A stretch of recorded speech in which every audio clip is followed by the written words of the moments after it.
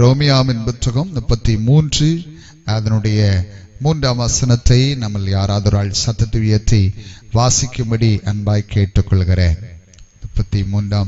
31ஆம் அதிகாரம் அதனுடைய 3ஆம் வசனத்தை வாசிப்போமாக.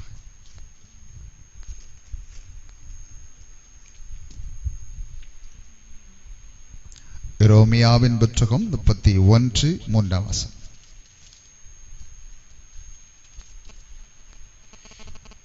பூர்வ காலம் முதல் கர்த்தர் எனக்கு தரிசனையானார் என்பாய். எனக்கு கர்த்தர் எனக்கு தரிசனமானார் என்பாய். ஆம், அநாதி சிநேகத்தால் உன்னை சிநேகித்தேன். ஆதலால் உன்னை இழுத்துக் கொள்கிறேன். காருண்யத்தினால் உன்னை இழுத்துக் கொள்கிறேன். ஹல்லேலூயா. இங்கே நான் இந்த வசனத்தை வாசிக்கும் போது இங்கே சொல்லப்பட்டிருக்கிறது, பூர்வ காலம் முதல் கர்த்தர் எனக்கு தரிசனமானார் என்பாய். ஆம், அநாதி சிநேகத்தால் உன்னை சிநேகித்தேன். ஆதலால் காருண்யத்தால் உன்னை இழுத்துக் கொண்டேன் என்று எரேமியா தீர்க்கதரிசியினூடாக ஜனங்களுக்கு சொல்லப்படுகிற ஒரு மகிமையான வார்த்தை. ஹல்லேலூயா. கரங்களை உயர்த்தி ஹல்லேலூயா, ஹல்லேலூயா. ஆமென், ஸ்தோத்திரம். ஆண்டவராக இருக்கிற தேவன் நம்மேல வைத்திருக்கிற அன்பு சாதாரணமான அன்பல்ல, அது மகிமையான அன்பு என்பதை நாம் மறந்து விடவே கூடாது. அவர் நம்மேல வைத்திருக்கிற அன்பை அளக்க முடியாது, அது அளவுக்கு மேலானதாகவே இருக்கிறது. எத்தனையோ பேர்கள் இன்னைக்கு அன்புக்காக ஏங்கிக் கொண்டே இருக்கிறார்கள்.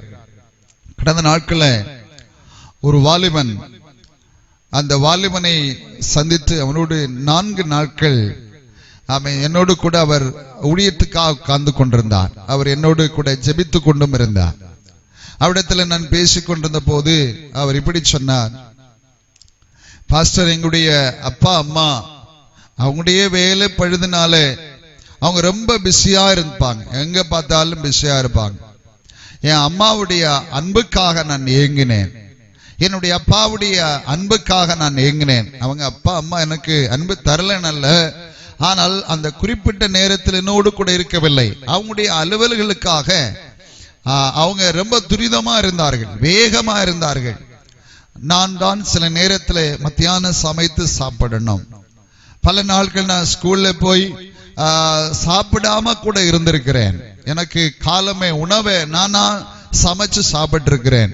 எங்க அப்பாவுடைய அன்பு, எங்க அம்மாவுடைய அன்பை நான் ஏங்குகிறேன் என்று சொல்லி ஒரு வாலிபன் கடந்த நாட்கள் என்னோடு பேசிட்டு இருந்தான். ஆனால் நமக்கு நல்ல அப்பாவை கத்தர் கொடுத்து, நல்ல அம்மாக்களை கத்தர் கொடுத்து, நம்ம மேல கத்தர் வச்சிருக்கிற அன்புக்காக நான் கத்தரை துடிக்கிறேன். இதே போலத்தான் ஸ்தோத்திரம், ஆண்டவராயிருக்கிற தேவன் அவருடைய பிள்ளைகளாயிருக்கிற நம்ம மேல ஒரு பெரிய அன்பை வச்சிருக்கிறார். அந்த அன்புக்கு ஈடானது ஒன்றுமே இல்லை. இயேசு ஒரு ஓமையாக சொல்லுகிறார். லூக்கா 15ஆம் அதிகாரத்தை நாம் வாசிக்கும் போது, லூக்கா 15ஆம் அதிகாரத்தை வாசிக்கும் போது ஒரு அப்பாவுக்கு 2 பிள்ளைகள் இருந்தார்கள். 2 பிள்ளைகளும் ஆசீர்வாதமா தான் பிள்ளைங்க வளர்ந்து வந்தாங்க. ஆனா என்ன சம்பவிக்கிறது என்று சொன்னால், 2வது மகன் அப்பாவிடத்துல வந்து கேட்கிறாப்பா, எனக்கு வேண்டியதை நீங்க என்ன பண்ணணுங்க, தாங்க, நான் போக போறேன், என் நண்பர்கள் கேட்கிறாங்க, நான் அதை வச்சுட்டு நான் ஆசீர்வாதமா வாழ நான் விரும்புகிறேன் என்று சொல்லிட்டு அப்பாவிடத்துல கேட்கிறத நம்ம வேதத்துல படித்து கொள்ள முடிகிறது. அல்லேலூயா. அப்பா பொறுமையா சொல்லி கொடுக்கிறார், மக்களே அதல்லப்பா, இப்படி அல்ல நீ வாழ வேண்டியது, இப்படி அல்ல நீ இருக்க வேண்டியது, இப்படி அல்ல நீ போக வேண்டியது, அது உனக்கு சரியல்ல என்று சொல்லி போராடி சொல்லி பார்க்கிறார். ஆனால் அவனால் அது தாங்க முடியல. நண்புடைய அந்த சொத்திர அழுத்தமும் ஆர்வமும் இவன் மேல இருந்ததுனால அவன் அப்பாவிடத்திலிருந்து கிடைக்கப்படுகிறதான பாதி சொத்தின் ஆசீர்வாதத்தை வாங்கிட்டு தூர போகிறான். எல்லாம் இருக்கிறது வரைக்கும் எல்லாம் இருந்தாங்க. ஆனா இப்போ எல்லாம் இழந்து போன போது இப்போ நண்பர்களும் இல்லை, யாரும் இல்லை, ஆமென் தன்னந்தனியமனாக அந்த தேசத்திலே பணக்காரன் ஒருவன் இருந்தான். அவனுக்கு நிறைய பன்னிகள் இருந்தது. அதை மேய்க்கிற ஒரு வாலிபனாக மாற்றப்பட்டான். இப்ப அந்த வாலிபன் அவனுக்கு கிடைக்கிற ஆகாரத்தை கூட சாப்பிடுறதுக்கு ஆசையா இருக்கிறான். நான் சாப்பிட முடியல என்று சொல்லி அங்கே சொல்லப்படுகிறது.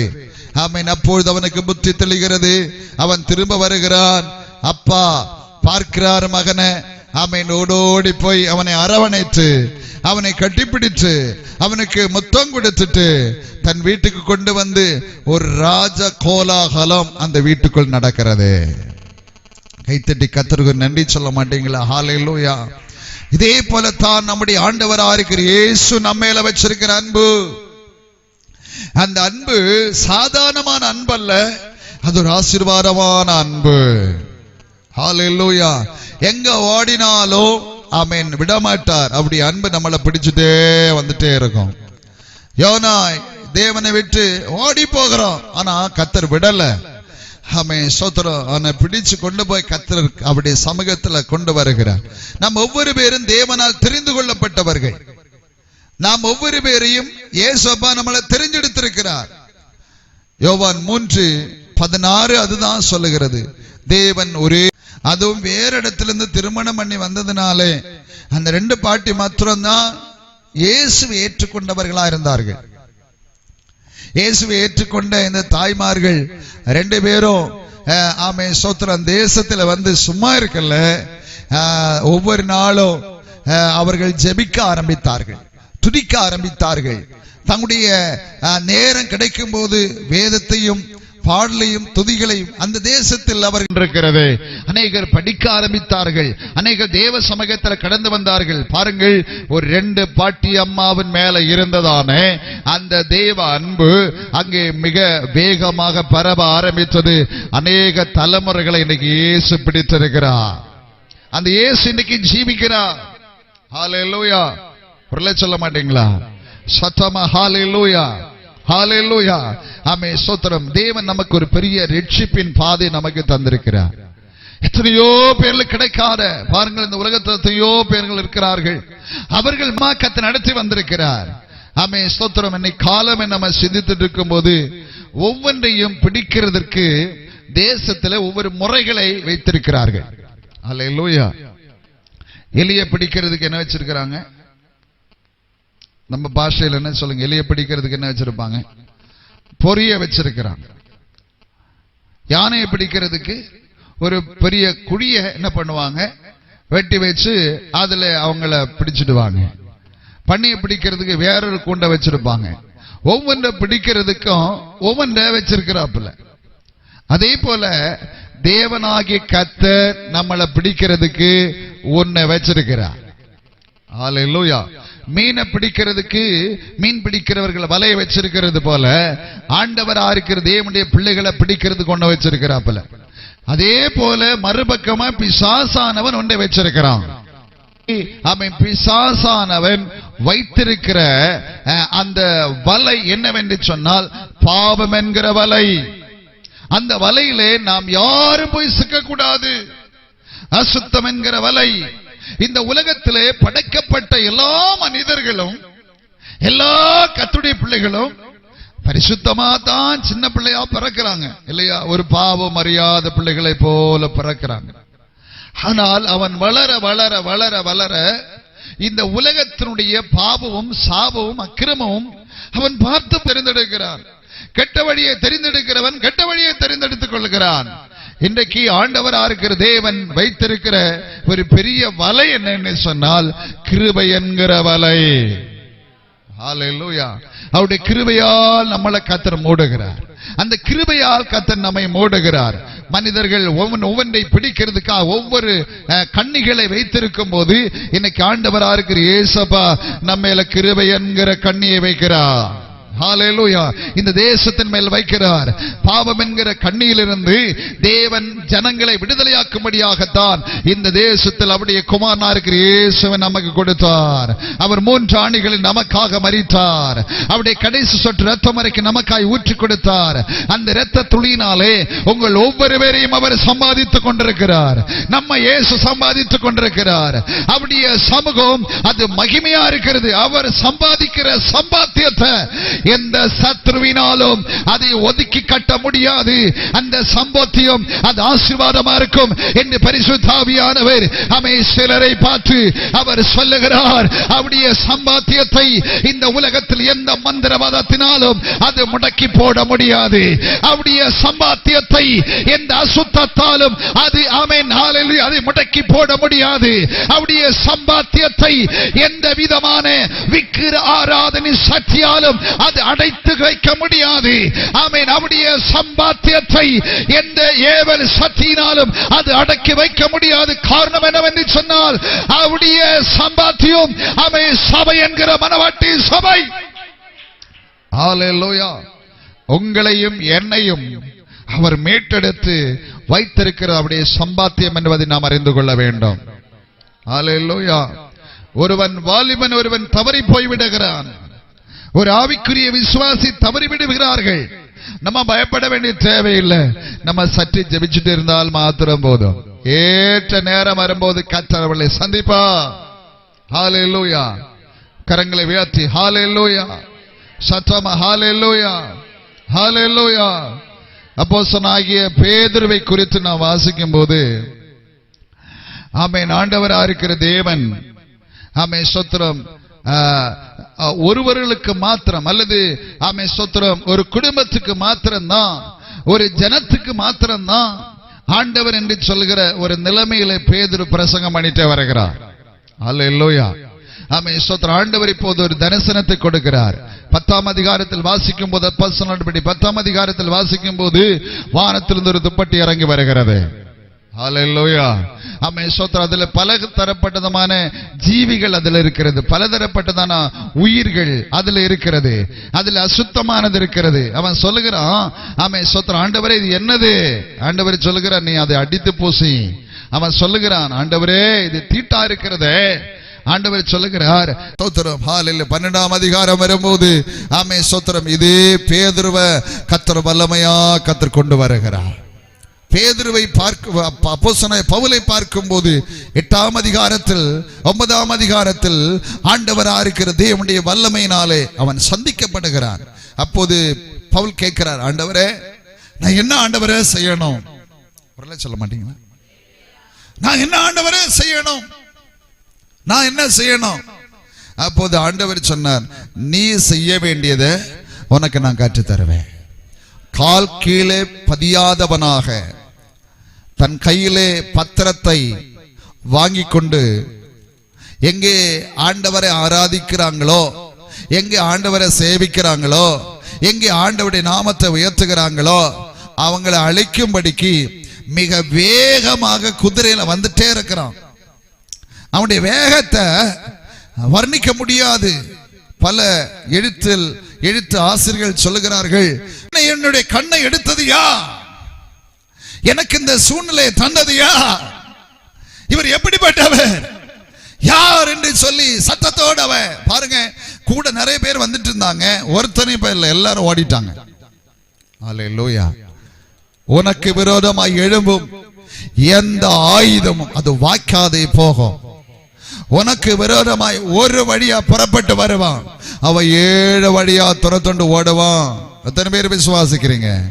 அத்தனை பேர் கைத்தட்டி கர்த்தருக்கு நன்றி சொல்ல மாட்டீங்களா? உனக்கு விரோதமாய் எழும்பும் எந்த ஆயுதமும் அது வாய்க்காதே போகும். காரியம் ஒன்றுமில்லை. ஒரு பக்கம் அவர் அன்புள்ள தெய்வம், மறுபக்கமாய் யாரையெல்லாம் கர்த்தர் திருத்தி அவருடைய சமூகத்தில் கொண்டு வர வேண்டுமோ அவங்கள் மத்தியிலே கிரியாய் வெளிப்பட்டு அவர் பெரிதான காரியத்தை செய்கிறவர் என்பதை நாம் மறந்துவிடக் கூடாது. அவர் பரிசுத்தராய், அவர் எப்போதும் வெளிப்படுகிறவராக இருக்கிறார். அவர் பரிசுத்தராய் எப்போதும் மகிமையோடு வெளிப்படுகிறவராக இருக்கிறார். அவர் சர்வ வல்லமையுள்ள தேவனாய் அவர் வெளிப்படுகிறவராக இருக்கிறார். நம்முடைய சூழ்நிலைகளை மாற்ற இயேசுவால் கூடும். ஹல்லேலூயா. ஹalleluya. இப்போ பவுல் ஆமென் ஸ்தோத்திரம் ஆண்டவரிடத்தில் கேட்கிற, என்ன துன்பப்படுத்துகிறது யாரப்பா? இயேசு சொன்னார், நீ துன்பப்படுத்துகிற கிறிஸ்து நானே. நீ துன்பப்படுத்துகிற இயேசு நானே. ஹalleluya. இப்ப கேட்கிற ஆண்டவர், நான் என்ன செய்யணும்? ஆண்டவர் சொன்னார், எழும்பு, நான் சொல்லுகிறபடி நீ கீழ்ப்படி, உன்னை கொண்டு இந்த தேசத்துல பலத்த காரியத்தை செய்ய போகிறேன். உன்னை கொண்டு இந்த தேசத்தில் பலத்த காரியத்தை செய்ய போகிறேன். அந்த தெய்வ மனுஷனால தான் நம்முடைய வேதத்தில் அநேக நிருபங்கள் எழுதப்பட்டிருக்கிறது. அவர் தான் அநேக சபைகளை ஸ்தாபித்திருக்கிறார். நம்ம படிக்கும் போது பிலிப்பி சபை, கொலோசை சபை, தெசலோனிக்க சபை, இப்படி பல சபைகளை ஸ்தாபிக்கிறதற்கு ஆமென் இயேசுவின் அன்பு அவர் மேல் விழுந்தது. ஹalleluya. நம்ம பயப்பட வேண்டிய தேவையில்லை. வாசித்த குறிவசனத்துக்கு நேராய் நம்முடைய சிந்தையை திருப்புமாக அங்கே சொல்லப்படுகிறது, பூர்வ காலம் முதல் கர்த்தர் எனக்கு தரிசனமானார் என்பாய். ஆம், அநாதி சிநேகத்தால் உன்னை சிநேகித்தேன், ஆதலால் காருண்யத்தால் உன்னை இழுத்து கொண்டேன் என்று சொல்லி ஆமென் எரேமியா 31:3 சொல்லுகிறது. பூர்வ நாட்கள் முதல் ஆண்டவர் நம்மளை நேசித்திருக்கிறார். எபேசியர் 1:4-5 வாசிக்கும் போது ஆண்டவர் நம்ம இந்த உலக தோற்றத்துக்கு முன்னாடியே நம்மளை குறிச்சு வச்சிருக்கிறாராம். ஹalleluya. அது எவ்வளவு அருமையா இருக்குது இல்லையா? உலக தோற்றத்துக்கு முன்னாடி, pre-estate in the world, இந்த உலக தோற்றத்துக்கு முன்பதாக தேவன் நம்மை அவர் குறித்து வைத்திருக்கிறார். தாயின் கருவிலே நம்மளை குறிச்சு வச்சிருக்கிறார். ஹalleluya. எப்போதே ஆண்டவர் நம்மளை தெரிந்து கொண்டார். நம்ம இப்படி பிறப்போம், இப்படி இருப்போம், அவருக்காக பிரித்தெடுக்கப்படுவோம் என்பதை ஆமென் பூர்வ காலத்திலே அவர் நம்ம குறிச்சு வச்சிருந்திருக்கிறார். ஹalleluya. அது மாத்திரமல்ல, 13:14 எபேசியர் 1:13-14 சொல்லுகிறது, நம்மள என்ன பண்ணிருக்கிறாராம்? அவர் முத்திரை போட்டு வச்சிருக்கிறார். எப்படி முத்திரை போட்டிருக்கிறார்? பரிசுத்த ஆவியினாலே அவர் முத்திரை போட்டு வச்சிருக்கிறார். ஹalleluya. பரிசுத்த ஆவியினாலே நம்மள என்ன பண்ணிருக்கிறார்? முத்திரை போட்டு வச்சிருக்கிறார். அவருடைய முத்திரையிலிருந்து உடைக்கவே முடியாது. நம்ம மேல வச்சிருக்கிற முத்திரை பரலோக முத்திரை. எத்தனை பேருக்கு அந்த விசுவாசம் உண்டு? வாசித்து வரும்போது சபைக்கு உபத்திரம் வருகிறது. உபத்திரம் வரும்போது எல்லாம் சிதறடிக்கப்பட்டு ஓடுகிறாங்க. ஹல்லேலூயா. உபத்திரம் வரும்போது என்ன பண்றாங்க? ஜனங்கள் சிதறடிக்கப்பட்டு ஓடிட்டாங்க. ஆனா 12ஆம் அதிகாரத்தில் வரும்போது உபத்திரம் வந்த போது அங்க பேதுருவை பிடிச்சு ஜெயில போட்டிருக்கிறாங்க. ஜனங்கள் சிதறடிக்கப்படல. அங்கே சொல்லப்படுகிறது, ஜனங்கள் ராம் முழுவதும் தேவ சமூகத்தில் ஜெபிக்க ஆரம்பிச்சாங்க. ஹல்லேலூயா. ஒரு பிரச்சனை வரும்போது சிதறடிக்கப்படுகிறவங்களா இருக்கக்கூடாது. பிசாசு சிதறடிக்கிறவன், கர்த்தர் ஒன்றாய் சேர்க்கிறவன். ஹல்லேலூயா. ஹல்லேலூயா. சில நேரத்தில் பிசாசு நம்மளை சிதறடிக்க பார்ப்பான். நீ ஜெபத்துக்கு போக கூடாது, நீ ஆண்டவரை ஆராதிக்க கூடாது, தேவ சமூகத்துல நீ வந்து நிறைய நேரத்தை நீ செலவு பண்ண கூடாதுன்னு சொல்லி பிசாசு சிதறடிக்க பாப்பான். ஆமென். ஸ்தோத்திரம். வேதம் சொல்லுகிறது, ஆமென், அந்த சபையிலே அல்லது ஆமென் அந்த ஆமென் ஜனங்கள் சிதறடிக்கப்பட்டதுனாலே அங்கேயா போயிருந்தாங்க. ஆனா 12ஆம் அதிகாரத்திலே ஆமென் ஸ்தோத்திரம் பேதுருவை பிடித்து ஜெயில போட்ட போது ஜனங்கள் சிதறடிக்கப்படல. ஜனங்கள் ஒரு கூட்டமாய் உட்கார்ந்து கொண்டு முழுவதிலும் ஜெபித்து கொண்டிருக்கிறாங்க. ஜெபிக்கிற ஜெபத்துக்கு பரலோகம் சும்மா இருக்கல. ஆமென். பரலோகத்தின் வாசல்கள் திறக்கப்பட ஆரம்பித்தது. கைத்தட்டி கர்த்தருக்கு நன்றி சொல்ல மாட்டீங்களா? ஆமென் ஸ்தோத்திரம். ஹல்லேலூயா. பரிசுத்தவான்களா இருக்கிற, பரிசுத்த பிள்ளைகளா இருக்கிற, பரிசுத்த குடும்பத்தை பார்த்து இன்னைக்கு பரிசுத்த ஆவியானவர் சொல்லுகிறார், பிரச்சனை வரும்போது சிதறடிக்கப்படுகிறவளா மாறக்கூடாது. அந்த குடும்பத்துக்கு இப்படி நடந்திருக்கிறது, இந்த குடும்பத்துக்கு இப்படி நடந்திருக்கிறது, அந்த பிள்ளைக்கு இப்படி நடந்திருக்கிறது என்று சொல்லி நாம் சிதறடிக்கப்பட்டவர்களா போகக்கூடாது. ஒன்று சேர்ந்து தேவ சமூகத்தில் துதிச்சா மாத்திரம் போதும், ஜெபிச்சா மாத்திரம் போதும், ஆராதிச்சா மாத்திரம் போதும், கர்த்தருடைய நாமத்தை உயர்த்தினால் மாத்திரம் போதும், ஆண்டவருடைய நாமத்தை உயர்த்தினால் மாத்திரம் போதும். ஆமென். பரலோகம் நமக்காய் திறக்கப்படுகிறது மாத்திரமல்ல, தேவ தூதர்கள், மிகாவேல் தூதர்களை பரிசுத்தமுள்ள தேவன் மகிமையாய் இறக்குவார் என்பதற்கு என்பதற்கு சந்தேகமில்லை. ஆமென். விசுவாசிகள் ஒன்றாய் சேர்ந்து அவர்கள் ஒரு வீட்டில் உட்கார்ந்து ஜெபிக்கிற நேரத்திலே, துதிக்கிற நேரத்திலே, ஆராதிக்கிற நேரத்திலே, கர்த்தருடைய நாமத்தை உயர்த்துகிற நேரத்திலே இதோ பரலோகம் திறக்கப்படுகிறது. பரலோகத்தில் தேவ தூதர்கள் மகிமையாய் இறங்கி வந்து எங்கே பேதுருவை அடைத்து வைத்ததோ, ஆமென், ஹல்லேலூயா, ஒன்றாம் காவலறை, இரண்டாம் காவலறை, மூன்றாம் காவலறையை திறந்து அவன் பேதுருவை வெளியே வந்தான். பேதுரு வெளியே வந்தார். பேதுரு வெளியே வந்தார். ஹல்லேலூயா, ஹல்லேலூயா. உலகமே போட்டு வைத்து அழகு பார்க்க விரும்பும். சத்துரு போட்டி வைத்து அழகு பார்க்க விரும்பும். ஆமே சத்துரு வேதனை கொடுக்க ஆரம்பிக்கும். நம்ம பயப்படக்கூடாது. நாம் சேவிக்கிற ஆண்டவர் பூர்வ காலம் முதல் நம்ம மேல் அன்பு வச்சிருக்கிறார். அனாதி ஸ்நேகத்தோடு அவர் அன்பு வைத்திருக்கிறார். அப்படி அன்பில் இருந்து பிரிக்கவே முடியாது. திருவேரதை விசுவாசிக்கிறீங்க. சின்ன கஷ்டம் வரும்போது, ஐயோ இந்த கஷ்டம் எனக்கு ஏன் ஆண்டவரை தந்திருக்கிறீங்கப்பா, அவங்க நல்லா இருக்கிறாங்களே, இவங்க நல்லா இருக்கிறாங்களே, அவங்க அப்படிப்பட்ட நிலைமையில் இருக்கிறாங்களே, எனக்கு தான் ஏன் இந்த பிரச்சனை, எனக்கு தான் இந்த ஏன் பிரச்சனை என்று சொல்லி பல நேரத்தில் நம்ம ஏங்குறது உண்டு, வேதனைப்படுகிறது உண்டு, பாரப்படுகிறது உண்டு. ஆமே சுத்திரம். பயப்பட வேண்டிய தேவையில்லை. அவருடைய அன்பு நீடியதா இருக்கிறது. ஹல்லேலூயா, ஹல்லேலூயா. ஆமே ஸ்தோத்திரம். நம்முடைய வாழ்க்கையில தந்திருக்கிற ரட்சிப்பை குறித்து வேதத்தில் நம்ம வாசிக்கும் போது, வாசியுங்கள், எபேசியன் புத்தகம் 2ஆம் அதிகாரம் 8ஆம் வசனத்தையும் 9ஆம் வசனத்தையும் வாசிங்க. எபேசியர் புத்தகம் 2ஆம் அதிகாரம் 8ஆம் வசனத்தை 9ஆம் வசனத்தை வாசிங்க பாப்போம். கிருபையினாலே விசுவாசத்தை கொண்டு ரட்சிக்கப்பட்டீர்கள். விசுவாசத்தை கொண்டு ரட்சிக்கப்பட்டீர்கள். இது உங்களால் உண்டானதல்ல, இது உங்களால் உண்டானதல்ல, இது தேவனுடைய ஈவு. இது தேவனுடைய ஈவு. ஒருவரும் பெருமை பாராட்டாதபடிக்கு, ஒருவரும் பெருமை பாராட்டாதபடிக்கு, இது கிரியைகளினால் உண்டானதல்ல, இது கிரியைகளினால் உண்டானதல்ல. ஹல்லேலூயா. ஆமே ஸ்தோத்திரம். பாருங்க, இந்த ரட்சிப்பு தேவன் நமக்கு தந்திருக்கிறது, ஈவாக தந்திருக்கிறார். Hallelujah. It is God's gift. தேவனுடைய கிருபை. ஹல்லேலூயா. நான் இங்க சொல்லப்படுகிறது, ஆமே ஸ்தோத்திரம், கிருபையினாலே விசுவாசத்தை கொண்டு ரட்சிக்கப்பட்டிருக்கிறீர்கள். தேவனுடைய கிருபையினால தான் கர்த்தர் நம்மை ரட்சித்திருக்கிறார். அந்த ரட்சிப்பு விலையேறப்பட்டதா இருக்கிறது.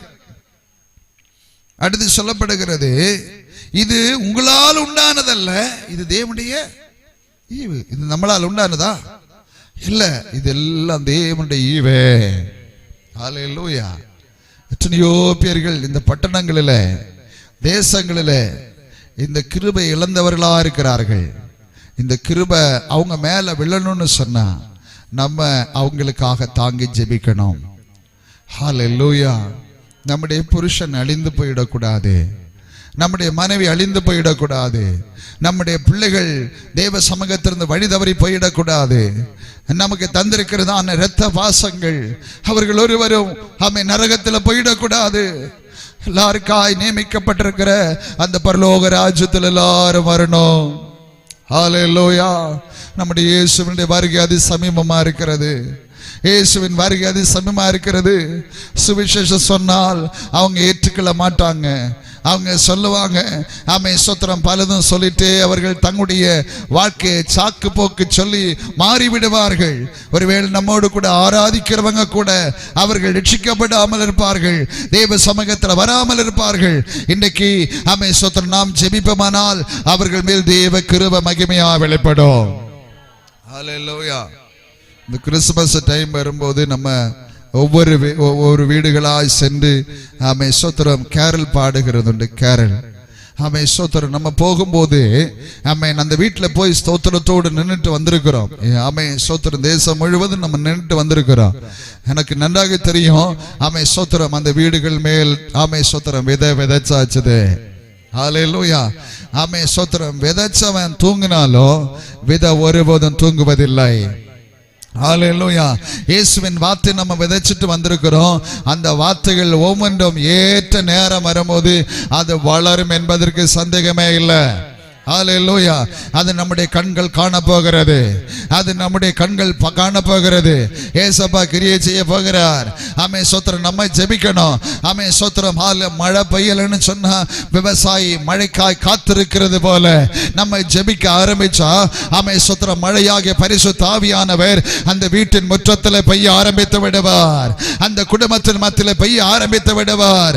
ஆமீன். விவசாயிகளை விதைக்கிற தெய்வ பிள்ளைகளை பார்த்து பரிசுத்த ஆவியானவர் சொல்லுகிறார், ஆமீன், நீங்கள் விதைத்திருக்கிறீர்கள், அந்த விளை முளைக்கத்தக்கதாய் ஒரு விவசாயி தேவ சமூகத்தில் ஆண்டவரே மழை அனுப்ப வேண்டும் என்று சொல்லி காத்திருக்கிறது போல ஆமீன் ஸ்தோத்திரம். நம்ம ஜெபிக்க ஆரம்பிச்சா, நம்ம ஜெபிக்க தொடங்கினா யாரையெல்லாம் கர்த்தர் தொடுவார் நமக்கு தெரியாது. ஒருவேளை ஆமென் ரவுடிகளை கர்த்தர் தொடுவார், வேசிகளை கர்த்தர் தொடுவார், ஆமென் கள்ளர்களை கர்த்தர் தொடுவார், ஆண்டவருக்கு பிரியமில்லாம நடக்கிறவங்களை இயேசு தொடுவார். ஆமென். ஏத்திஸ் போல ஆமென் ஆண்டவரே இல்லை என்று சொல்லுகிறவனை இயேசு தொடுவார். இது தொடுகிற காலம் என்று பரிசுத்த ஆவியானவர் சொல்லுகிறார். யாரையெல்லாம் பரிசுத்த ஆவியானவர் ஆமென் தொட போறார் என்பது தெரியாது. சபையை பார்த்து ஆமென் ஜனங்களை பார்த்து தெய்வ விசுவாசிகளை பார்த்து இன்னைக்கு பரிசுத்த ஆவியானவர் சொல்லுகிறார், நீ ஜெபம் பண்ணு, நான் மழை அனுப்புவேன். ஆமென். வளராதே, முளைத்து வராதே. ஆமென். ஜெபிச்சாங்க. இந்த அசெம்பிளி ஆஃப் காட் சபை உலகமெங்கும் இருக்கிறது. ஆமென் ஸ்தோத்திரம். இன்னைக்கு 192 நாடுகள் அங்கீகரிக்கப்பட்டதான நாடுகளா இருக்கிறது. 200க்கு மேலான நாடுகள் இன்றைக்கும் இருக்கிறது. சில நாடுகள் இன்னும் அங்கீகரிக்கல. ஆனால் ஆமென் ஸ்தோத்திரம் அங்கீகரிக்காத நாடுகளுக்குள்ளும் இந்த சுவிசேஷம் பரவி இருக்கிறது. இயேசு என்கிற சுவிசேஷம். எத்தனையோ மகான்கள் இந்த உலகத்தில் பிறந்திருக்கிறார்கள், மரித்திருக்கிறார்கள். அவங்களுடைய சரித்திரம் எல்லாம் அழிக்கப்பட்டு போயிட்டது. ஆனா இயேசுவின் சரித்திரத்தை எத்தனையோ பேர் அழிக்க நினைத்தார்கள்.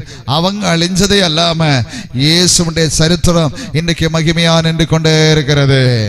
கிபி என்றும் கிமு என்றும் இயேசுவின் சரித்திரத்தை ஆமே சொத்திர தேசமெங்கும் உயர்த்தி கொண்டிருக்கிறது. ஆமே சொத்திரம் பல லிசங்கள் ஆமே தோற்று போன நேரத்தில் ஆமீன் இயேசு என்கிற ஆமே காரண புருஷர் இன்னைக்கும் ஜீவனோடு இருக்கிறார். அவர் ஜீவனோடு இருக்கிறதுனால தான் அவரை சேவிக்கிற சபை இன்னைக்கு வளர்ந்து கொண்டே இருக்கிறது. எல்லா மகான்களுடைய கல்லறைகளும் அடக்கப்பட்டு கிடக்கிறது. ஆனா இயேசுவின் கல்லறை மாத்திரம் இன்னைக்கு திறக்கப்பட்டிருக்கிறது. ஹல்லேலூயா. மெர்ரா பீச்சில் போனால் அங்கே கருணாநிதியுடைய சமாதி இருக்கும், ஜெயலலிதாவுடைய சமாதி இருக்கும், எம்ஜிஆருடைய சமாதி இருக்கும். இன்னும் அநேக சமாதிகள் அங்கே வரப்போகிறது. எல்லா கல்லறைகளும் மூடப்பட்டிருக்கிறது. பல வசனங்கள் அதில் எழுதப்பட்டிருக்கிறது. ஆனால் ஆமென் இஸ்ரவேல் தேசத்தில் இயேசுவின் கல்லறை மாத்திரம் இன்னைக்கு திறந்திருக்கிறது. இதற்கு ஒரு காரணம் என்னவென்று சொன்னால் அவருடைய கிருபை பெரிதா இருக்கிறது. அவர் இங்கே இல்லை, அவர் உயிர்த்தெழுந்தார். He is not in here, he has risen. அவர் எழுந்து விட்டார். அவர் பரலோகத்தில் பிதாவுடைய மடியில் உட்கார்ந்து கொண்டிருக்கிறார். உங்களுக்காக எனக்காக அவர் பரிந்து பேசிக் கொண்டிருக்கிறார். அவருடைய கிருபை இன்றைக்கு சபையில வந்து கொண்டிருக்கிறது. அந்த கிருபையினாலே சபை ஸ்தாபிக்கப்பட்டு கொண்டே இருக்கிறது. ஆண்டவரை ஆராதிக்கிறது பிள்ளைகள் நாம் முந்தி ரட்சிக்கப்பட்டிருக்கிறோம். இன்னை பின்னாடி நம்ம கூட எத்தனையோ பேர் ரட்சிக்கப்பட இருக்கிறார்கள். அவர்களுக்காக நாம் ஜெபிப்போமாக. கர்த்தர் கிருபை செய்வாராக. ஹல்லேலூயா. ரட்சிக்கப்பட்ட ஒரு மனுஷனுக்கு இயேசு என்ன வைத்திருக்கிறார்? ஹல்லேலூயா. ஒன்று கிருபையால் ரட்சிக்கப்படுகிறார்கள். இனி ரட்சிக்கப்படுகிற மனுஷனுக்கு ஆண்டவர் என்ன வச்சிருக்கிறார்? ஒரே ஒரு வார்த்தையில சொல்லுவேனால் ஆண்டவரார் இயேசு நித்திய ஜீவனை வைத்திருக்கிறார். ஹல்லேலூயா. என்ன வச்சிருக்கிறார்? ஒரு நித்திய ஜீவனை வைத்திருக்கிறார். ஹல்லேலூயா. அப்படின்னு சொன்னால் வேதம் சொல்லுகிறது ஒரு மனுஷனுடைய ஆயுசு நாட்கள் 70 வயது, பலத்தின் மிகுதியா 80 வயது. பின்ன கொஞ்சம் கூட அங்கிட்டு போயிட்டானா வருத்தமும் சஞ்சலமே. ஒரே ஒரு வாழ்க்கை கர்த்தர் நமக்கு தந்திருக்கிறார். கொஞ்ச நாட்கள் வாழ போகிறோம். ஹல்லேலூயா. ஆமென் ஸ்தோத்திரம். வேதத்தில் நம்ம வாசிக்கும் போது ஆதியாகம புத்தகத்தில் வாசிக்கும் போது நிறைய வயசு இருந்த ஒரு மனுஷன் அங்க வாசிக்கிறவருடைய பேர் என்னன்னா மெத்துசலேம். எத்தனை வயசு? 969 வயசு வரைக்கும் அந்த மனுஷன் வாழ்ந்திருக்கிறான். அப்ப எத்தனை தலைமுறை அந்த மனுஷன் பார்த்திருப்பான் இல்லையா? எத்தனை தலைமுறை பார்த்திருப்பான். ஆமே, ஸ்தோத்திரம். நோவாவுடைய ஜலப்பிரளயம் வந்ததுக்கு அப்புறமாய் ஆயுசு நாட்கள் குறைகிறது. மோசையுடைய காலம் வரும்போது, மோசை தான் 90ஆம் சங்கீதம் எழுதியிருக்கிறார். 90ஆம் சங்கீதத்தை மோசை எழுதும் போது அந்த மோசை சொல்லுகிறார், ஒரு மனுஷனுடைய ஆயுசு நாட்கள் 70 வயசு, பலத்தின் மிகுதியா. ஆனா மோசை இந்த உலகத்துல 140 வருஷம் வாழ்ந்திருக்கிறான். 40 வருஷம் கொட்டாரத்திலே இருந்தான். அல்லேலூயா. எங்க இருந்தான்? அரண்மனையில், கொட்டாரத்தில் தான் வாழ்ந்தான். ஆமே, ஸ்தோத்திரம். அந்த பானுடைய குமாரத்தினுடைய மகனாக வளர்ந்து வந்துட்டே இருந்தான். எல்லா வில்வித்தையும் படித்தான், எல்லாம் அவனுக்கு தெரிந்திருந்தது. அடுத்த 40 வருஷம் அவன் வனாந்தரத்துல ஆடுகளை மேய்ச்சிட்டு இருக்கிறான். அடுத்த 40 வருஷத்துல தான் இஸ்ரவேல் ஜனங்களை கர்த்தர் கரத்துல கொடுக்கிறார். எகிப்திலிருந்து கானா வரைக்கும் கூட்டிட்டு போகிறான். போகிற வழியிலே ஆமே, ஸ்தோத்திரம், நேபோ என்கிறதான மலையில வைத்து ஆமே அவனுடைய மரணம் அங்க சம்பவித்தது. யாருக்கும் தெரியாது, அவரை யார் அடக்கம் பண்ணினாங்கன்னு கூட தெரியாது. அப்படிப்பட்ட நிலைமையில் அவர் மரித்து போனால், ஒருவேளை அவருடைய சரீரத்தை அவங்க கையில கொடுத்திருப்பாங்கன்னா இன்னைக்கு எகிப்தில அவரை ஆமேன் இருக்கிற பிரமிடை போல ஒரு பெரிய பிரமிடை உண்டாக்கி இருப்பாங்க. ஹல்லேலூயா, ஹல்லேலூயா. காரணம், ஆமென், ஆண்டவராக இருக்கிற தேவன் மோசையினோடாக செய்த அற்புதம் கொஞ்ச நஞ்சமல்ல, கடலையே 2ஆக பிளக்க கர்த்தர் உதவி செய்தார். ஹல்லேலூயா. ஜெபிச்ச போது ஆமென், ஸ்தோத்திரம், அவங்களுக்கு மன்னாவை கர்த்தர் கொடுக்கிறத பார்க்கிறோம். ஒரு இடத்துல போன போது தண்ணி, கசப்பான தண்ணி. அங்க அந்த தண்ணீர ஆமென் ஒரு கொப்பையை வெட்டி போட சொன்ன போது அவன் வெட்டி போடுகிறான். அந்த தண்ணி மதுரமா மாறுகிறது. உரலை சொல்ல மாட்டீங்களா? சத்தமா ஹல்லேலூயா. கரங்களை உயர்த்தி ஹல்லேலூயா. இயேசுவால் கூடாத காரியம் ஒன்றும் இல்லை. இப்படி மோசையை ஆண்டவராக தேவன் மாற்றின அதே மோசே சொல்லுகிறார், ஒரு மனுஷனுடைய ஆயுசு நாட்கள் 70 வருஷம், பலத்தின் மிகுதியால் 80 வருஷமா இருந்தாலும் அதற்கு மேன்மையானது வருத்தமும் சஞ்சலம் என்று சொல்லப்படுகிறது.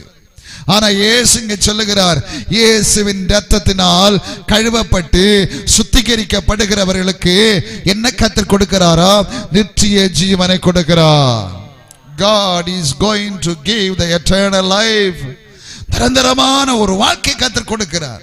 நம்முடைய சரீரத்தை பார்ப்போமானால், நீங்க இப்ப என்ன பார்க்கிறீங்க? ஆமே, நீங்க இப்ப என்ன பார்க்கறது? சரீரத்தை தான் பார்க்கிறீங்க.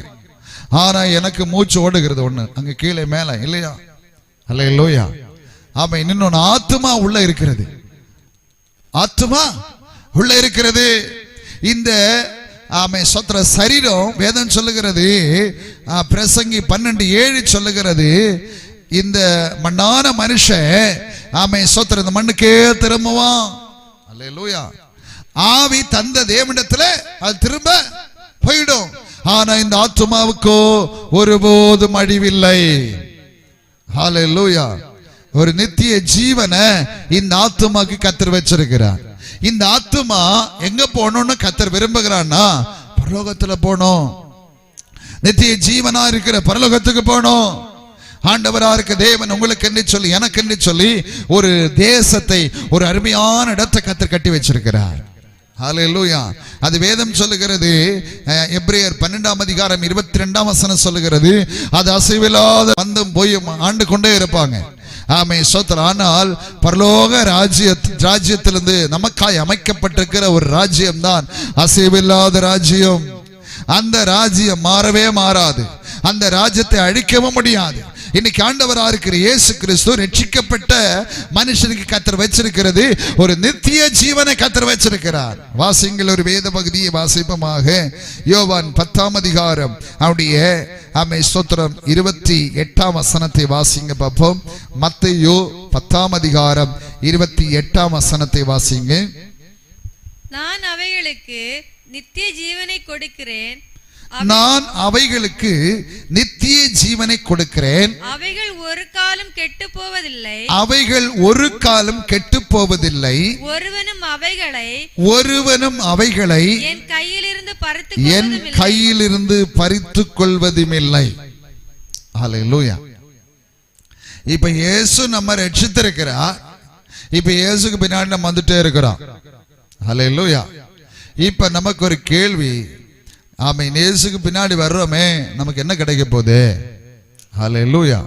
உலகத்திலையும் கர்த்தர் சில ஆசீர்வாதங்களை தருவார், பரலோகத்தில் கர்த்தர் நித்திய ஜீவனையும் கர்த்தர் தருவார். அதான் இங்கே சொல்லப்படுகிறது, நான் அவைகளுக்கு நித்திய ஜீவனை கொடுக்கிறேன். ஹல்லேலூயா. அடுத்து, அவைகள் ஒரு காலம் கெட்டு போவதில்லை, ஒருவனும் அவைகளை என் கையிலிருந்து பறித்துக் கொள்வதும் இல்லை. ஆமென். ஸ்தோத்திரம். ஹல்லேலூயா. 1 பேதுரு 5ஆம் அதிகாரம் அதனுடைய 6ஆம் வசனம் இப்படி சொல்லுகிறது, ஆகையால் என் கத்தரங்க வச்சிருக்கிறாரா? வாசிங்க.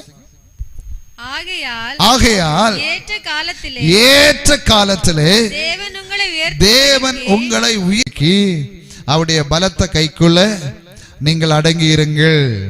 ஆமென். ஸ்தோத்திரம். இன்னொரு ஆள்கிட்ட கூட சொல்லுங்க பாப்போம். ஆகையால் நீங்கள் உயர்த்தப்படும்படிக்கு ஆண்டுடைய பலத்த கைக்குள்ள எப்படி இருக்கணுமா? அடங்கி இருக்கணும். ஹல்லேலூயா. அப்படி அவருடைய கரத்துக்குள்ள இருந்தா ஆமென் ஸ்தோத்திரம், அவர் நம்மளை பிடிச்சே வச்சிருவார். ஹல்லேலூயா. ஹல்லேலூயா. ஆமென். இங்கு சொல்லப்படுகிறது, ஆமென் ஸ்தோத்திரம், என் கையிலிருந்து யாராலும் பறித்துக் கொள்ள முடியாது. ஹல்லேலூயா. ஹல்லேலூயா. தேவ சமூகத்தில் உங்க பிள்ளைங்களை கர்த்தருடைய கரத்தில் ஒப்பு கொடுத்து ஜெபிக்கணும். உங்க புருஷனை தெய்வ சமூகத்தில் ஒப்பு கொடுத்து ஜெபிக்கணும். உங்க மனைவிய தெய்வ சமூகத்தில் ஒப்பு கொடுத்து ஜெபிக்கணும். ஆண்டவரே, ஆமென் ஸ்தோத்திரம், யாராலும் பறித்துக் கொள்ள விடாதபடிக்கு ஆமென் அவங்களை பத்திரமா பாதுகாத்துக் கொள்ளுங்க. ஆண்டவரே, சிலவங்களை பிசாசானவன் பறித்தெடுத்திருக்கிறான், சிலவங்களை பிசாசானவன் திருடி இருக்கிறான், சிலவங்களை பிசாசானவன் கொள்ளையாடி இருக்கிறான். ஆமென் ஸ்தோத்திரம். திருடுகிறதுக்கும் கொள்ளையாடுகிறதுக்கும் ஆமென் ஸ்தோத்திரம், ஆமென், படைக்கப்பட்டவர்கள் அல்ல நாம், நம்மை. ஹல்லேலூயா. ஆமென். இன்னைக்கு பரிசுத்த ஆவியானவர் சொல்லுகிறார், என் கரத்துக்குள்ள இருக்கிற உங்களை ஒருவராலும் பறித்துக் கொள்ளவே முடியாது. ஹல்லேலூயா. சொல்ல மாட்டீங்களே சத்தமா? ஹல்லேலூயா. நம்ம எல்லாம் ஆண்டவருடைய கரத்துல இருக்கிறோம். அவனுடைய கரத்துக்குள்ளே ஆண்டவர் நம்மளை பறித்து வச்சிருக்கு, வரைந்து வைத்திருக்கிறார். இன்னொரு வேதம் சொல்லுகிறது, அவருடைய உள்ளங்கையிலே நம்மளை பொறித்து வைத்திருக்கிறார். ஹல்லேலூயா. இன்னொரு வசனம் சொல்லுகிறது, அவருடைய கையில நம்மளை கைரேகை போல வரைஞ்சு வச்சிருக்கிறாரா. ஹல்லேலூயா.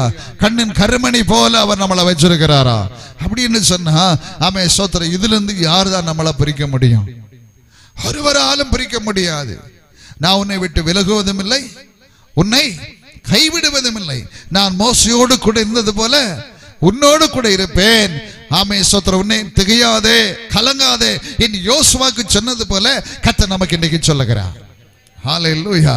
ஆமென் ஸ்தோத்திரம். நமக்கு என்ன கிடைக்கிறது? ஒரு மகிமையான நித்திய ஜீவனை கர்த்தர் நமக்கு வச்சிருக்கிறார். ஒரு மகிமையான நித்திய ஜீவனை ஆண்டவர் வைத்திருக்கிறார். என்னை கவனிக்கிற தெய்வ பிள்ளைகளை பார்த்து பரிசுத்த ஆவியானவர் தேவன் சொல்லுகிறார், ஆண்டவருக்கு பின்னாடி போனால் நமக்கு ஒரு நித்திய ஜீவனை கர்த்தர் வச்சிருக்கிறார். அந்த நித்திய ஜீவன் 2 இடத்துல போகிறதுக்கு இந்த உலகத்தில் நாம் வாழும் போதே நாம் அதை சரியாக தீர்மானிக்கணும். ஹல்லேலூயா. கரங்களை வேற்றவர்களே சொல்ல மாட்டீங்களா? ஹல்லேலூயா. தக்கலைக்கும் பஸ் போகுது, மாற்றாண்டத்துக்கும் பஸ் போகுது. ஆமென். ஏற வேண்டிய பஸ் நாம தான் தீர்மானிக்க வேண்டிய கடமையா இருக்கிறது.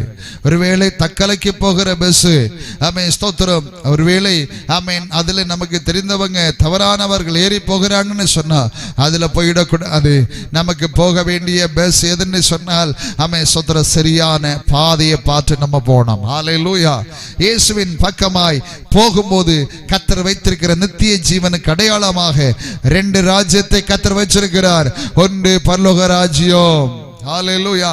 அதற்கு ஓமையாக இயேசு சொன்ன ஒரு ஓமையை நம்ம படிக்கிறோம் அல்லவா? ஆமென் ஸ்தோத்திரம். லூக்கா 16ஆம் அதிகாரத்துல 2 பேர் ஒரே வீட்டுல வாழ்ந்திருந்தாங்க. 2 பேர். ஆமென் ஸ்தோத்திரம்.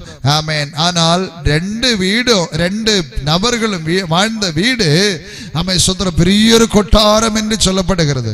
ஆமென். ஒரு ஐஸ்வர்யவான் ஒரு வீட்டுல வாழுகிறான். அதே வீட்டுல தான் இன்னொரு மனுஷனுடைய பேர் சொல்லப்படுகிற லாசரு.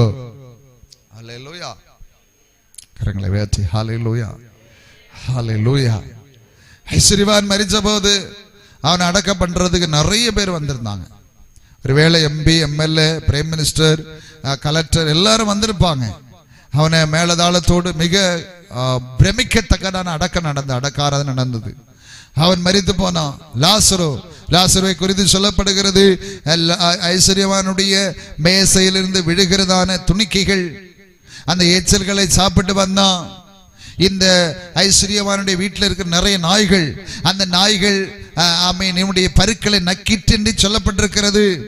அப்படி என்றால் அவன் அந்த வீட்டில் மிக கேவலமா தான் வாழ்ந்து வந்திருக்கிறான். எச்சல்கள் நாய்க்கு போடுகிற கூட்டத்தில் இவனும் போயிருந்து சாப்பிட்டு வந்திருக்கிறான்.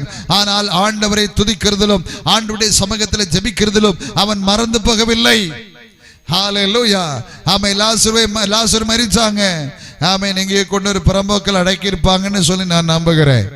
எப்படியா 2 பேரும் மரித்து போனார்கள். 2 பேர் 2 இடத்துல போயிட்டாங்க.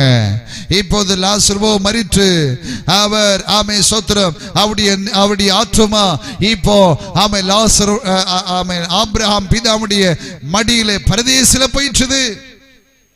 சாப்பிடுறத நான் அல்லவா, இவன் அங்க இருக்கிறானே, எனக்கு இது இப்படி எப்படி வந்தது? இப்போ அந்த வேதனை ஸ்தலத்துல போயிருந்து கதறுகிறான், அழுகிறான். இப்ப ஆபிரகாம் பிதாவிடத்துல கேட்கிறாப்புல, ஆபிரகாம் பிதாவே, இந்த லாசரு ஒண்ணு அனுப்புங்கப்பா. அவர் இறங்கி வந்து அப்படி நுனி விரலை தண்ணீர்ல தோய்த்து என் நாவை குளிர பண்ணுகிறதுக்கு ஒன்று அனுப்புங்க.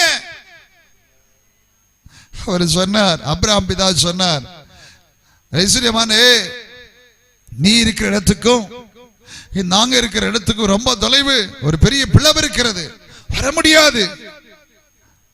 அப்ப அவன் சொல்றான், கூப்பிடுகிறான், இந்த லாசரு ஒண்ணு அனுப்புங்கப்பா. எனக்கு 5 சகோதரர்கள் இருக்கிறாங்க, அவங்களுக்கு போய் இந்த காரியத்தை சொல்லட்டும், அவங்களை அனுப்புங்க, விடுங்கப்பா, அவங்களை விடுங்க. அவன் அவர் சொன்னார், ஆபிரகாம் பிதா சொன்னார், ஆமென், உங்க சகோதரர்களுக்கு சுவிசேஷத்தை அறிவிக்கிறதுக்கு அங்க மோசையும் தீர்க்கதரிசிகள் இருக்கிறாங்க, அங்க பாஸ்டர் இருக்கிறாங்க, அங்க அப்போஸ்தலர் இருக்கிறாங்க, அங்க விசுவாசிகள் இருக்கிறாங்க, அங்க இயேசுவை குறித்து சொல்லிக் கொடுக்கிறதுக்கு இப்படிப்பட்ட காரியம் இருக்கிறது என்று சொல்லிக் கொடுக்கிறதுக்கு நான் என் பிதா வெளிப்பாடு கொடுத்திருக்கிறார். அந்த வெளிப்பாடு அவர்கள் சொல்லிட்டு இருக்கிறார்கள், அவர்கள் மனம் திரும்பினால் வரட்டும்.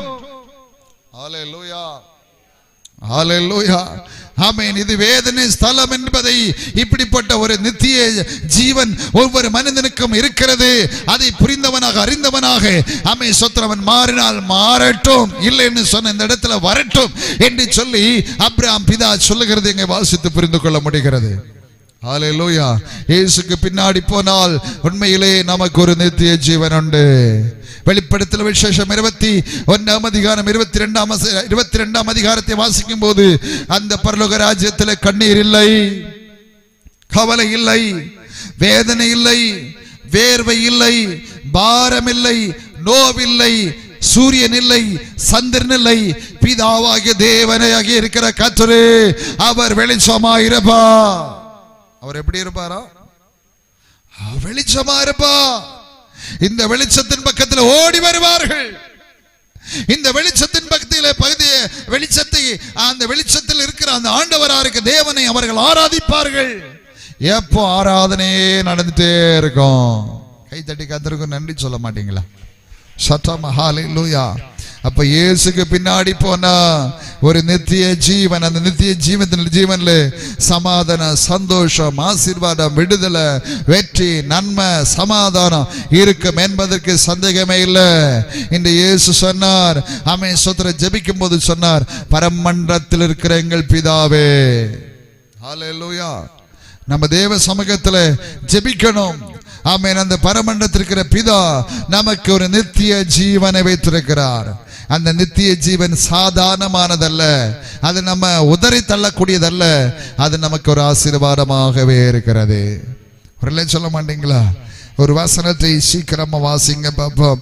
ஆமென் ஸ்தோத்திரம். 1 யோவான் 1ஆம் அதிகாரம் 9ஆம் வசனம் இப்படி சொல்லுகிறது. 1 யோவான் 1ஆம் அதிகாரம் 9ஆம் வசனம். நம்முடைய பாவங்களை நாம் அறிக்கையிட்டால் பாவங்களை நமக்கு மன்னித்து எல்லா அநியாயத்தையும் நீக்கி நம்மை சுத்திகரிக்கிறதற்கு அவர் அவர் உண்மையும் நீதியும் உள்ளவராயிருக்கிறார். ஹல்லேலூயா.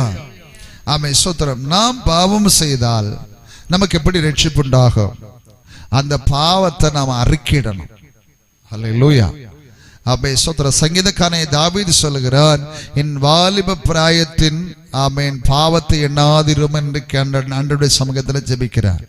51ஆம் சங்கீதத்தை வாசிக்கும் போது அவர் பாவத்தை அறிக்கையிட்டு ஜெபிக்கிறார். ஈசோப்பினால் என்னை கழுவி சுத்திகரியும். பாவம் செய்தவங்க தான், பாவம் செய்து எல்லா மனிதர்களும் பாவம் செய்து தேவ மகிமை அற்றவர்களா இருக்கிறார்கள். அந்த அற்று போனதானே ஆமென் பாவிகளை ரட்சிக்கிறதுக்கு தான் ஆண்டவராக இருக்கிற இயேசு கிறிஸ்து பரிசுத்தரா இந்த உலகத்துல வந்தார். இந்த உலகத்திலே அவ்வளவு காலம் ஆமென் சிந்தப்பட்ட இரத்தத்தை காட்டிலும் இயேசுவின் இரத்தம் பாவம் இல்லாத இரத்தமா இருக்கிறது. ஹல்லேலூயா. அந்த பரிசுத்தமான இரத்தம் யார் மேல் தளிக்கப்படுகிறதோ அவர்கள் விடுதலையாக்கப்படுகிறார்கள். எந்த குடும்பத்தின் மேல் தளிக்கப்படுகிறதோ அந்த குடும்பத்தில் விடுதலைகள் வெளிப்படுகிறது. ஹல்லேலூயா. ஆகவே பாவத்தை நாம் அறிக்கையிட்டு நாம் ஜெபிக்க வேண்டும். ஒரு புதிய சிருஷ்டியாக நாம் மாற வேண்டும் என்று வேதம் சொல்லுகிறது. ஹல்லேலூயா. அதான் சொல்லப்படுகிற நம்முடைய பாவங்களை நாம் அறிக்கையிட்டால் பாவங்களை நமக்கு மன்னித்து எல்லா அநியாயங்களை நீக்கி நம்மளை சுத்திகரிப்பதற்கு அவர் உண்மையும் நீதியும் உள்ளவராகவே இருக்கிறார். இப்ப நம்முடைய பாவத்தை நம்ம அறிக்கையிட்டால் எல்லா பாவத்தை அவர் மன்னிப்பார். அறிக்கையிட்டு ஜெபிக்கணும். ஹல்லேலூயா. 2 கொரிந்தியர் புத்தகம் 5ஆம் அதிகாரம் 17ஆம் வசனத்தை வாசிங்க பார்ப்போம். ஆமென். ஸ்தோத்திரம். 2 கொரிந்தியர் புத்தகம் 5ஆம் அதிகாரம் 17ஆம் வசனம் இப்படி இருக்க, ஒருவன் கிறிஸ்துவுக்குள் இருந்தால் புது சிருஷ்டியா இருக்கிறான், பழையவைகள் ஒழிந்து போயின, எல்லாம் புதிதாயின. ஹல்லேலூயா. பாருங்க, நம்ம பாவத்தை அறிக்கையிட்டு அக்கிரமத்தை அறிக்கையிட்டு தேவ சமூகத்தில் கடந்து வந்தா புது சிருஷ்டியா மாறுகிறான். ஹல்லேலூயா. கடந்த நாட்களே ஒரு குடும்பத்துக்காக ஒரு தெய்வ மனுஷன் போய் ஜெபிக்க போனார். அவருடைய குடும்பமாக அந்த சபையார ஜெபிக்க போனார். அந்த குடும்பமோ அவங்க பாவத்தின் மேல் பாவத்துக்கு செய்து செய்து அவர்கள் ஆமென் அக்கிரமத்தின் மேல் அக்கிரத்தில் வரிகொண்டிருந்தார்கள். இப்போ அவர்களிடத்துல போய் ஜெபிக்கிறதுக்காக அந்த சபை போய் குடும்பமாக போய் ஜெபிக்க உட்கார்ந்திருக்கிறார்கள். அப்போது ஜெபத்துக்கு ஆரம்பமாக அந்த போதகர் சொன்னார், ஆமென் ஸ்தோத்திரம், உங்களுடைய குடும்பத்தில் இருக்கிற சாபங்கள் மாற வேண்டுமானால் நீங்க உங்க பாவத்தை அறிக்கையிட்டு ஜெபிக்க சொன்னாப்புல. ஹல்லேலூயா. ஆமென் ஸ்தோத்திரம். அவர்கள் ஆமென் அறிக்கையிட்டு ஜெபிக்க ஆரம்பித்தார்கள். ஒரு நல்ல குடும்பம் தான். திடீரென்று சில வேதனையான சூழ்நிலைகள் ஒன்றுக்கு பின் ஒன்றாக வந்துகிட்டே இருக்குது. இது ஏன் இது வருகுதுன்னு சொல்லி யாருக்கும் தெரியல. அப்போது இந்த போதகர் இந்த கூட்டத்துக்காக போயிருக்கும் போது அவர் சொல்லுகிறார், நீங்கள் பாவத்தை அறிக்கையிடுங்கள். ஆமென் ஸ்தோத்திரம். முந்தி செய்த பாவங்கள், ஒருவேளை உங்களுக்கு மறந்திருக்கிற பாவங்களை நீங்க தேவ சமூகத்தில் அறிக்கையிட்டு ஜெபம் பண்ணுங்க என்று சொன்ன நேரத்தில் அவங்க எல்லாம் அறிக்கையிட்டு ஜெபிக்க ஆரம்பிச்சாங்க. அந்த ஜெபத்தினுடைய பதில் என்னன்னு சொன்னால், ஆமென் ஸ்தோத்திரம், மறுநாள் இருந்து பாவத்தின் சம்பளத்தை கத்தரை மாற்றிட்டு ஆமென் ஸ்தோத்திரம் பரிசுத்த சம்பளமாய் சில ஆசீர்வாத கத்த கொடுக்க ஆரம்பித்தார். ஹல்லேலூயா. கரங்களை உயர்த்தி ஹல்லேலூயா, ஹல்லேலூயா. அதான் சொல்லப்படுகிறது. இப்படி இருக்க, ஒருவன் கிறிஸ்துவுக்குள் இருந்தால் பாவத்தை அறிக்கையிட்டு தன்னுடைய பாவம் மன்னிக்கப்பட்டதென்று அவன் அறிந்து கொள்ளும் போது அவன் புது சிருஷ்டியாயிருக்கிறான். படைவேளெல்லாம் ஒழிந்து போயின, எல்லாம் என்ன ஆயிடுச்சு? ஏசப்பா ஒரு மனுஷனுக்கு விடுதலை கொடுத்துட்டு என்ன சொல்றாரு? இனி நீ பாவம் செய்யாதே. இதுவரைக்கும் பாவம் செய்துட்டு இருக்கலாம், அக்கிரமம் வாழ்ந்திருக்கலாம், அசுத்தமா இருந்திருக்கலாம், ஆண்டவருக்கு பிரியமில்லாத அநேக காரியங்களை செய்திருக்கலாம். இன்றைக்கு பரிசுத்தமுள்ள தேவன் நம்மை பார்த்து சொல்லுகிறார், இனி நீ பாவம் செய்யாதே. ஹல்லேலூயா. ஒரு புதிய மனுஷனை தரித்துக் கொள்ளுமாக, ஒரு புதிய விடுதலையை பெற்றுக்கொள்ளுமாக, ஒரு பெரிய ஆசீர்வாதத்தை கண்டுகொள்ளுமாக, ஒரு பெரிய நன்மைகளை கண்டுகொள்ளுமாக, ஒரு பெரிய விடுதலையின் ஆசீர்வாதத்தை சுதந்திரித்துக் கொள்கிற ஒரு பாத்திரமாக கர்த்தர் நம்மை மாற்ற விரும்புகிறார். ஹல்லேலூயா, ஹalleluya. ஆமென். கிருபையால் இயேசுவின் மூலமா ரட்சிக்கப்பட்டிருக்கிறோம். இந்த ரட்சிக்கப்பட்ட நமக்கு என்னதான் கிடைக்கிறது என்றால் நித்திய ஜீவனை கர்த்தர் தருகிறார். அந்த நித்திய ஜீவன் கிடைக்கப்பட்ட ஒரு மனுஷனுடைய வாழ்க்கையில் நடக்கிற சில காரியங்கள் தான் அவன் பாவத்தை அறிக்கையிட ஆரம்பித்து விடுகிறான். ஹல்லேலூயா. பாவத்தை அவன் அறிக்கையிட ஆரம்பிக்கும் போது அவனுக்குள் சில வாழ்க்கையில சில காரியங்கள் வந்து விடுகிறது. ஒன்று சமாதானம் வருகிறது, ஒன்று பாவத்திலிருந்து அவன் விடுதலையாக்கப்படுகிறான். தேவனுடைய அன்பை அவன் உணர ஆரம்பிக்கிறான். ஆமென் ஸ்தோத்திரம். அவன் மன்னிக்கப்பட்ட ஒரு சமாதானம் அவனுக்குள்ளே வருகிறது. மற்றவர்கள் பாவம் செய்யும் போது தான் பாவம் செய்யக்கூடாது என்கிற உணர்வு அவனுக்குள் வெளிப்பட்டு விடுகிறது. ஹல்லேலூயா. ஆமென் ஸ்தோத்திரம். ஹல்லேலூயா. ஒருவேளை பாவம் ஒரு மனிதனை தொடருமானால், ஒரு பாவம் குடும்பத்தை தொடருமானால், ஒரு பாவம் தேசத்தை தொடருமானால் அந்த தேசத்தில் ஆமென் சாபம் வரும் என்பதை ஆமென் ஸ்தோத்திரம் ஆண்டவர் அறிந்துதான் சொன்னார். பாவத்தின் சம்பளம் மரணம். ஆகவே ஆமென் ஸ்தோத்திரம் தேவ கிருபை வரமோ உங்க மேல மகிமையா வெளிப்படுகிறது. யார் இந்த மகிமையில வருகிறார்களோ அவர்களுக்கு நான் மாற்றங்களை கொடுப்பேன் என்று பரிசுத்த ஆவியானவர் சொல்லுகிறார். ஒருவேளை சொல்ல மாட்டீங்களா? சத்தமா சத்தமா. ஹல்லேலூயா, ஹல்லேலூயா, ஹல்லேலூயா. தேவ சமூகத்தில் நம்ம ஜெபிக்கணும். ஆண்டவரே என்னை ரட்சியும் ஆண்டவரே, எனக்கு அந்த நித்திய ஜீவனை தாரும் ஆண்டவரே. ஆமென் ஸ்தோத்திரம். அது மாத்திரமல்ல ஆண்டவரே, நித்திய ஜீவனை பெற விடாதபடிக்கு, ரட்சிப்படைய விடாதபடிக்கு போராடுகிற சத்துடைய கிரியைகளை கர்த்தர் முற்றிலுமாய் என் குடும்பத்திலிருந்து தேசத்திலிருந்து கர்த்தர் மாற்றுவீராக. கர்த்தர் அவர் மாற்றுவார். எத்தனை பேர் விசுவாசிக்கிறீங்க? ஒரு சொல்ல மாட்டீங்களா? சத்தமா ஹல்லேலூயா. இன்னும் சத்தமா ஹல்லேலூயா, ஹல்லேலூயா. அவருடைய அன்பு நிரந்தரமா இருக்கிறது. ஹல்லேலூயா. ஒரு 3 காரியத்தை கூட சொல்லி நாம் ஜெபிக்க போகிறேன்.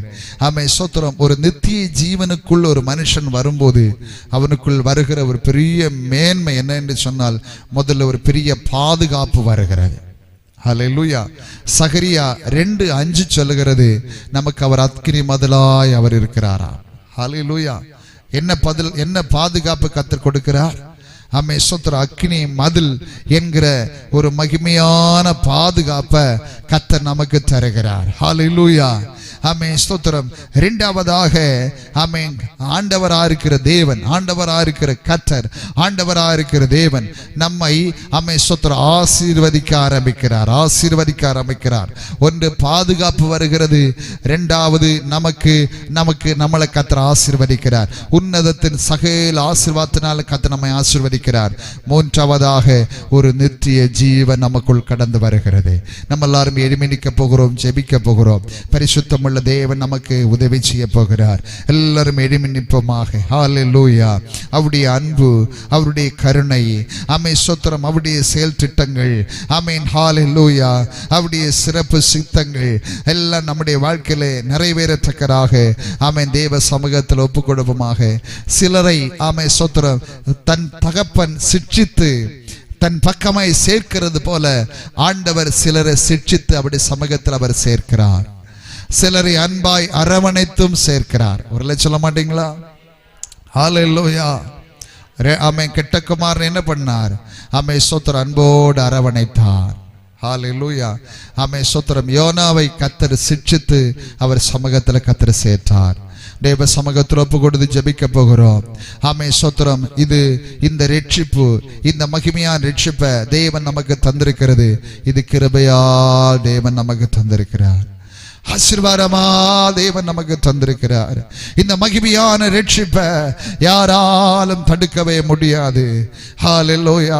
ரட்சிக்கப்பட்ட நமக்கு ஆமென் ஸ்தோத்திரம் ஒரு நித்திய ஜீவனை கர்த்தர் வைத்திருக்கிறார். இந்த நித்திய ஜீவனை நாம் அடைய வேண்டும் என்றால் நம்முடைய பாவத்தை நாம் அறிக்கையிட்டு ஒரு புதிய மனுஷனாய் நாம் ஆமென் ஆக வேண்டும். அதை கர்த்தர் நம்மிடத்திலிருந்து விரும்புகிறார். நம்ம எல்லாரும் ஸ்தோத்திரம் பண்ணி ஜெபம் பண்ணுவோமாக. ஆமென் ஸ்தோத்திரம். ஹல்லேலூயா. பாவம் என்கிறதானே ஆமே சோத்திரம் அந்த ஆமே சத்துருடைய திட்டத்தை ஆமே சோத்திரம் அந்த வலை யார் மேல விரித்திருக்குமானால் இன்னைக்கு ஆண்டவராக இருக்கிற இயேசு சொல்லுகிறார், என் கிருபை என்கிறதானே இயேசுவின் இரத்தம் ஆமே நம்மேல் வந்து விழும்போது பாவம் என்கிற வலை ஆமே சோத்திரம் அது அழிக்கப்படுகிறது. கிருபை என்கிற வலையிலே நாம் எல்லாரும் சேர்க்கப்படுகிறோம். இன்னைக்கு பரிசுத்த ஆவியானவர் நம்மை சேர்த்து கொள்ள விரும்புகிறார். ஆமென். அவருடைய ஆமென் பரிசுத்த இரத்தம் நம்மேல விடுமானால் எல்லா சாபங்களும் மாறும். பாவத்தின் சம்பளம் மரணம் என்று சொல்லி ஆமென் எழுதப்பட்டதான விதியை மாற்றும்படிக்கு தேவ சமூகத்தில் ஸ்தோத்திரம் பண்ணி ஜெபம் பண்ணுங்க. எல்லாரும் ஸ்தோத்திரம் பண்ணி ஜெபம் பண்ணுங்க. பரிசுத்தமுள்ள தேவன் நம்மை மாற்றப் போகிறார். நம்முடைய குடும்பத்தை கர்த்தர் மாற்றப் போகிறார். நம்முடைய தேசத்தை கர்த்தர் மாற்றப் போகிறார். நம்முடைய தேசவாசிகளை கர்த்தர் மாற்றப் போகிறார். திரும்ப மனம் திரும்பாதே. ஆமென். ஒரு தேசம் ஆமென் சோதே கொமேரா பட்டணம் ஆமென் சோதே கொமேரா பட்டணம் ஆமென் பாவத்துக்குள் இருந்தது. அந்த பாவம் ஆமென் நிறைந்திருந்த அந்த பட்டணத்துக்கு நேராய் ஆமென் ஹalleluya 2 தூதர்கள் கடந்து செல்கிறார்கள். 2 தூதர்கள் கடந்து செல்கிறார்கள். 2 தூதர்கள் சென்று பார்க்கிற நேரத்தில் அந்த பட்டணம் பாவம் நிறைந்திருக்கிறது. ஆமென் ஹalleluya. ஆண்டவராக இருக்கிற தேவன் அவருடைய ஆமென் ஹalleluya ஆமென் பார்க்கிற நேரத்தில் ஒரு பரிசுத்தவான் அந்த பட்டணத்துக்குள் இருக்கிறான். அவருடைய பேர் தான் லோத்து. லோத்துவுடைய குடும்பத்தை சந்தித்து சொல்லுகிறது, லோத்துவே இனி நீ இந்த பட்டணத்தில் இருக்கண்டாப்பா. இந்த பட்டணம் பாவம் நிறைந்த பட்டணம். ஓ சாபம் நிறைந்த பட்டணம். இந்த பட்டணத்தை விட்டு நீ வெளியே வா, வெளியே வா, வெளியே வா. நான் காண்கிற தேசத்துக்கு நீ வெளியே வா. ஆமென். கரங்களை பிடித்து ஆமென் ஹalleluya ஆமென் ஹalleluya லோத்துவும் ஆமென் மனைவியும் 2 பிள்ளைகளுமாக அவர்கள் பட்டணத்தை விட்டு வெளியே வருகிறார்கள். வெளியே வரும்போது இப்போது சொல்லுகிற வார்த்தை ஆமென் லோத்துவே இனி நீ திரும்பி பாராதே. இனி நீ திரும்பி பாராதே. விட்டது பார்க்க கூடாது. ஒரு பட்டணத்தில் 10 நீதிமான்கள் இருந்தால் அந்த பட்டணத்தை அழிப்பீங்களப்பா? ஆண்டவர் சொன்னார், இல்லவா இல்லப்பா. ஒரு பட்டணத்தில் 10 நீதிமான்கள் இருந்தால் அந்த பட்டணத்தை அழிக்க மாட்டேன். அருமையான சகோதரா, அருமையான சகோதரி, இந்த பட்டணத்தில் உன்னை நீதிமான கர்த்தர் எழுப்பி இருக்கிறார். ஆமென். நீதிமானாய் கர்த்தர் ஏற்படுத்தி இருக்கிறார். நீதிமானாய் கர்த்தர் இந்த பட்டணத்தில் கர்த்தர் வைத்திருக்கிறார். நீதிமானாய் கர்த்தர் இந்த பட்டணத்தில் சகோதரி உன்னை கர்த்தர் வைத்திருக்கிறார். சகோதரா உன்னை கர்த்தர் வைத்திருக்கிறார். ஆமென். தேவ சமூகத்தில் பட்டணத்துக்காய் நெல் ஆமென் கர்த்தர் உன்னை ஆமென் நீதிமான் பட்டியலை வைக்கும்படிக்கு உன் ஜெபத்தினூடாக உன் குடும்பத்தை கர்த்தர் காப்பாற்றிட்டே இருக்கிறார். ஆமென். உன் நீதி நிமித்தமாய் உன் தேசத்தை கர்த்தர் காப்பாற்றிட்டே இருக்கிறார். உன் நீதி நிமித்தமாய் உன் ஆமென் தேசத்தை மாத்திரமல்ல உன் சபை காப்பாற்றிட்டே இருக்கிறார்.